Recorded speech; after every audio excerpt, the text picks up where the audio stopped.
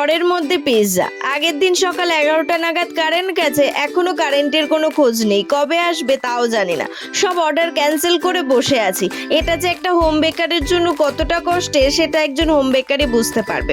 এই পিৎজাটা ছিল অর্ডারের পিৎজা করার পরে বাড়ির জন্য করা একটা পিৎজা।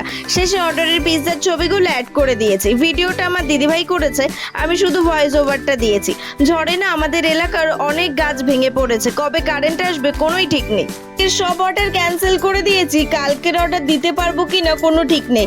কাস্টমারকে জানিয়ে দিয়েছি কারেন্ট না এলে কেক দিতে পারবো না। খুব খারাপ লাগছে, কাজটাকে এত ভালোবেসে ফেলেছি যে সারাদিন যেন মনে হচ্ছে কি নেই কি নেই। তোমাদের এলাকায় কি খুব ঝড় হয়েছে কমেন্ট করে জানিও। আমাদের এইদিকে না এখনো বৃষ্টি হচ্ছে, সাথে খুব জোরে হাওয়া। ফোনে চার্জ নেই, কাল কি হবে কে জানে। সকলে ভালো থেকো, চেষ্টা করব কালকে নতুন একটা ভিডিও পোস্ট করার। আজকে তবে আসি, ভালো লাগলে একটা লাইক সাবস্ক্রাইব করে পাশে থেকো। সকলে ভালো থেকো, আবার দেখা হবে কাল নতুন একটা ভিডিও নিয়ে।